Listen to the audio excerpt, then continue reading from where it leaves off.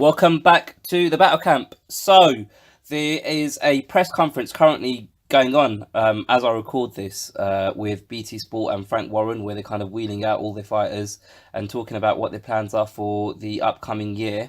The first fighter to hit the stage was Tyson Fury. And the big news coming from his portion of the press conference is Tyson Fury has signed himself a deal with ESPN for exclusive rights to broadcast his fights in the States. So they didn't actually give any details with regards to the length of the deal or the money involved, etc. So I checked it, I googled it, and BBC Sport had an article up, and it just got published in the last 5 or 10 minutes. And it reads like this: Tyson Fury signs ESPN fight deal worth reported £80 million. British heavyweight Tyson Fury has signed a 5-fight deal with United States Television Network worth a reported £80 million. So that's the deal. 5 fights, £80 million. And the last paragraph of this this article is something that kind of started setting off alarm bells in my head as soon as I heard about this news. It means Wilder, so this is the article I'm reading from now. It means Wilder, Fury, and unified heavyweight champion Anthony Joshua all have rival US broadcasters, which could make negotiations for them to fight each other more challenging.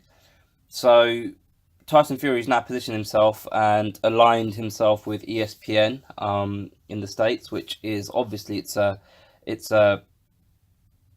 good move for Tyson Fury from a financial standpoint. If he's getting 80 million over the course of 5 fights, that's a substantial amount of money if that's a true figure. But on the negative side for us as boxing fans, that just means there's another hurdle in the way for Tyson Fury to fight Deontay Wilder in a rematch, and when or if there's a time for Fury to face Anthony Joshua. So basically, the way I see it is, this is probably why the negotiations have been ongoing between Frank Warren and Al Heyman, or Tyson Fury's camp and Deontay Wilder's camp, because I'd assume discussions were going on in the background between Tyson Fury and ESPN. And before that deal got signed, obviously Tyson Fury wasn't in a position to commit to a fight with Deontay Wilder before he had agreed terms with ESPN. Now that that's been agreed, how does that affect the rematch going forward? Because we all know. So let me rewind a little bit, because one thing that Frank Warren said during this press conference is the guy hosting, whose name I forget, and I should remember it because he fucking does a lot of boxing. But anyway, the guy said, so Tyson Fury basically said, I want to keep busy. I want 3 fights this year. And then the host asked Frank Warren, so okay, what do you say to that? 3 fights this year. And then Frank Warren basically said, yeah, we want to get him out by the end of May. So I'll be on the phone to Bob Arum to try and get that scheduled in, which concerned me right off the bat, because initially I thought, all right, well, Tyson Fury signed a deal with ESPN. Was that a direct deal, similar to how Eddie Hearn's kind of got his deal with DAZN, but Canelo and Golden Boy have their own deal with DAZN? But it doesn't sound like it. If Frank Warren's saying he needs to get in touch with Bob Arum to schedule a fight in for the end of May with ESPN, maybe it's just because obviously Bob Arum's got majority of the dates with ESPN. So kind of he needs to kind of clarify with Bob Arum, saying, all right, we want to go end of May. Have you got any shows? Is that a problem? Is that okay, etc.? Maybe that's the case. Or is Bob Arum more involved in this? Is he kind of essentially Tyson Fury's promoter in the States? And if that's the case, then fuck me. How many times or how often did we want to see fights between top ranked fighters and Al Heyman's PBC fighters, and they never happened? So I don't know, man. I'm a little bit worried. I mean, obviously it's good for Tyson Fury. If he's getting paid, he's getting paid. You can't knock him for it. Other fighters have exclusive deals with broadcasters, so why shouldn't Tyson Fury have one? And it's a good deal because ESPN are the biggest sporting broadcaster in the States. You've seen that with the UFC apparently. The numbers that the UFC did on ESPN, with their first ever show on ESPN a couple of weeks back compared to what they were doing on Fox. Apparently, it's grown. Um, the UFC had a show on ESPN just last night, and I'd be interested to see what the numbers are there. The reason why I'm talking about the UFC is because it's essentially the same product, just on a different channel, and they're getting more viewers. So that speaks to the fact that ESPN are a massive broadcaster. To me, they're the equivalent of what Sky Sports are here in the UK, because Sky Sports have a platform where they're able to build and pump news about fighters and fights that are scheduled on Sky Sports to gather interest of the public. And that's something that I suppose DAZN and PBC fighters struggle with in the States. Um, so it's a very interesting dynamic, but it kind of just adds another party to the table when it comes to making negotiations for the Tyson Fury and Deontay Wilder fight. So essentially, before, because the fight kind of had to, I don't know whether, I suppose because the fight had to happen in the States between Tyson Fury and Deontay Wilder. I'm talking about the second fight, because of the revenue that they can generate with their pay-per-views, because obviously they charge so much more in the States.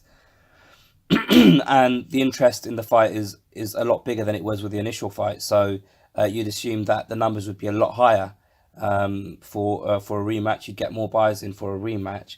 Um, you could argue that Deontay Wilder was definitely kind of, he was the A side because he's the champion, but also he had the backing and the platform behind him, with Showtime kind of being Deontay Wilder's partner.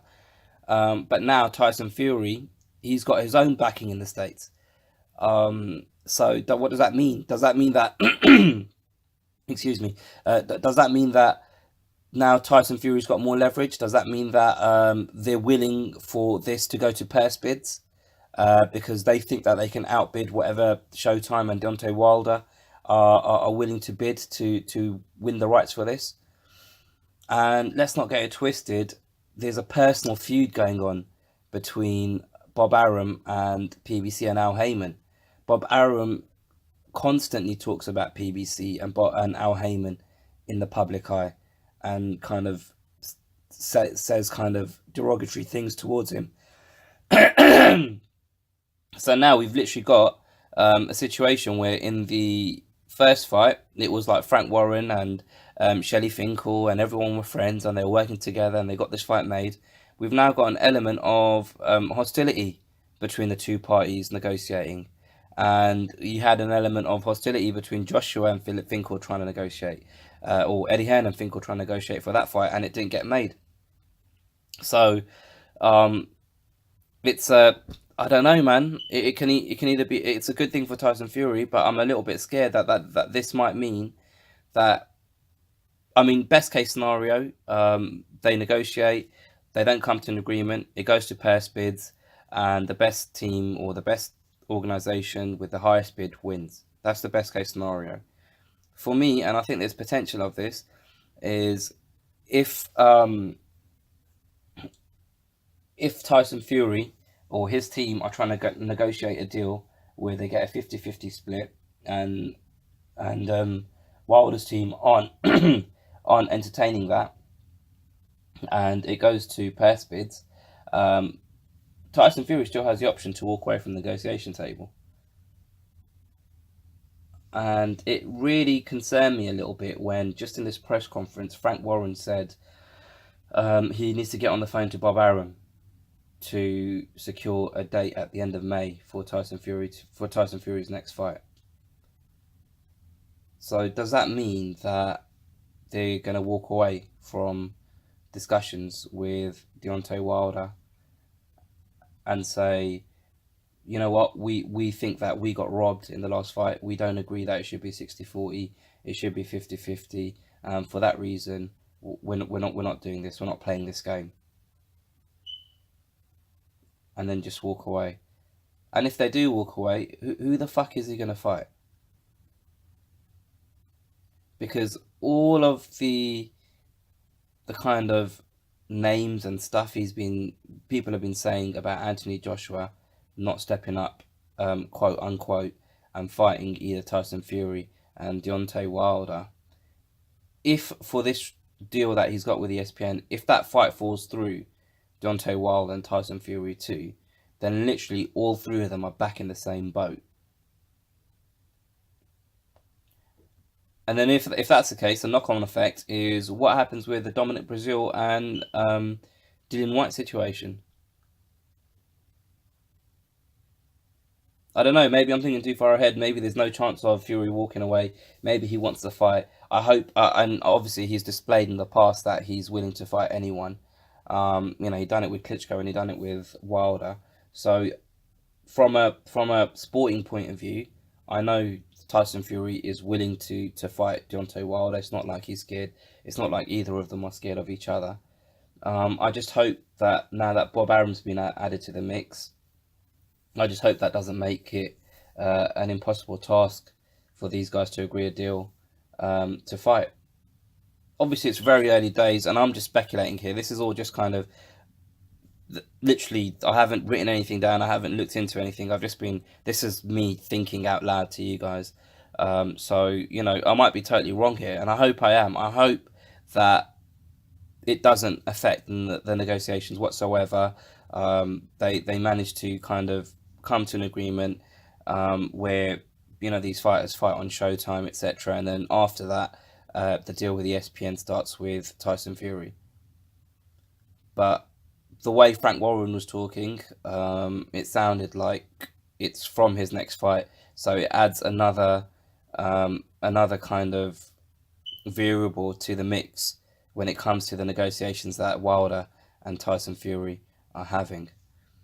Let me know what you guys think below. Let me know if you think that this is going to be an issue for Tyson Fury and Wilder's negotiations. Let me know if you think I'm being a bit dramatic and just being worried because I've just heard the news and I'm just kind of thinking of all the different potential kind of outcomes of this deal.